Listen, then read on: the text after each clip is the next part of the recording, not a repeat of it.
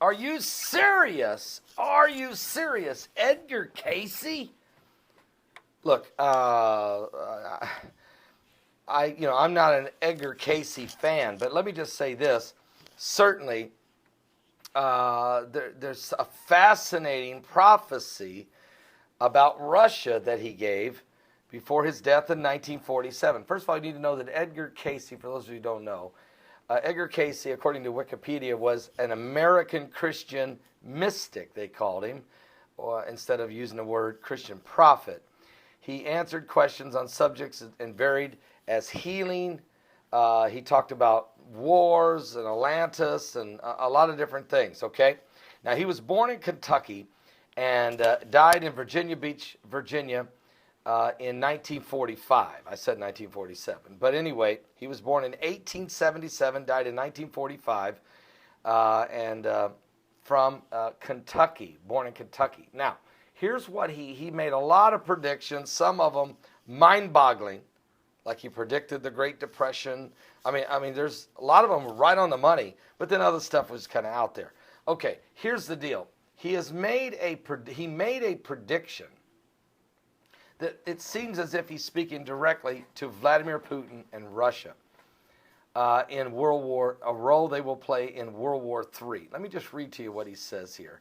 He says, Russia will prove to be a force for world peace. He also predicted, folks, that the 44th President of the United States would be black, and that was true. He also said that 44th President may use a nuclear power. Let's hope that ain't true. He used the word, though, may. He says Russia will prove to be a force for world peace. Cayce says his predictions often relate to specific issues. He touched on certain kinds of questions, and he did accurately prophesy the Great Depression and other events, including information about certain presidents. But let's move in here. He says finally he predicted that Russia would be reborn after the Second World War.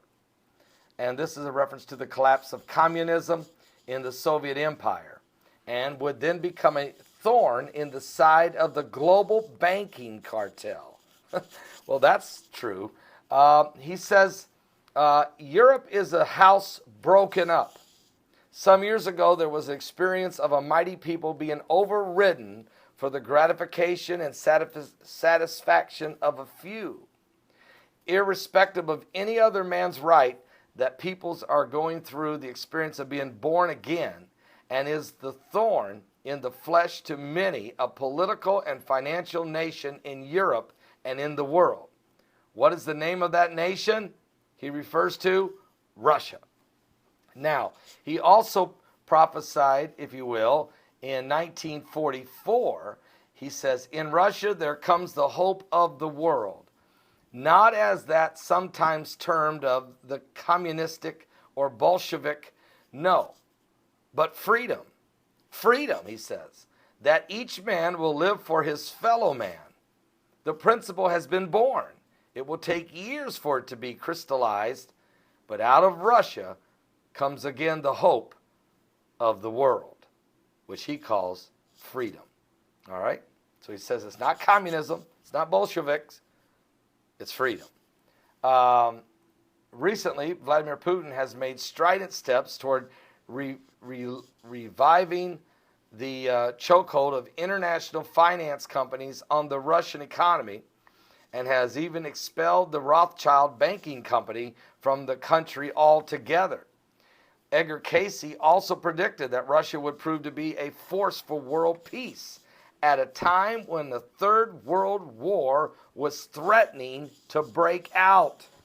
He said that America would fall and Russia would succeed when trouble rages.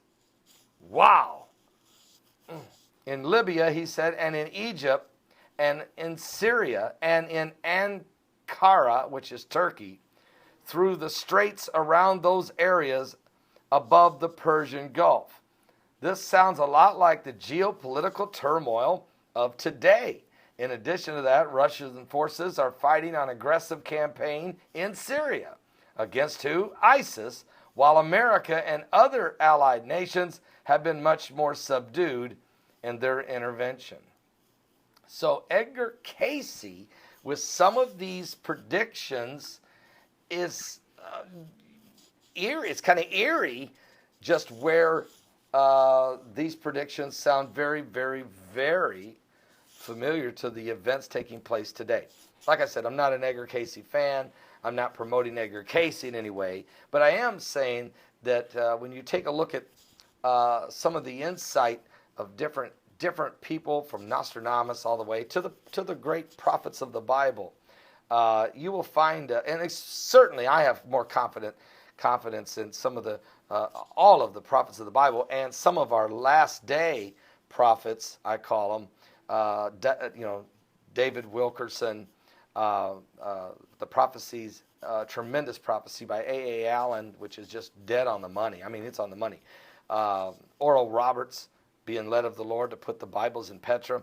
Dr. Lester Sumrall, 7 Points for America. I mean, these are just on the money, and many others. Matter of fact, in my book, Land of the Prophets, I don't know, do I even have a copy over here? Yeah, here it is. Hang on a second. I don't know if I did or not. This is my latest book. I'll knock everything over. But in my latest book, Reflections from the Land of the Prophets, I literally we cover prophecies from the book of Joel, the prophet Elijah, Moses, David Wilkerson, A.A. Allen, Dr. Lester Sumrall, several. That's really, really good, really good stuff. And so I would recommend Zechariah. I would recommend, if you haven't got a copy of this, our latest book, Reflections from the Land of the Prophets, I would recommend you get it. I'm not trying to sell you a book today. I'm just telling you. A lot of folks like to know about prophecy. These are some of the greatest prophecies, including vision by George Washington in here, and also a 90-year-old woman who stood up and prophesied one of the greatest prophecies I've ever read in my life in Norway at the age of 90. And when she prophesied it 40 years ago, and everything she said has come to pass, dead on the money. It's just quite fascinating. It really is. So anyway, just leave that with you. Don't miss today's live broadcast. Starts at 12 noon Eastern. It's going to be powerful. We'll be discussing the prophetic for sure as we're living in the last days. Give your life to Jesus Christ. Time certainly is coming to an end.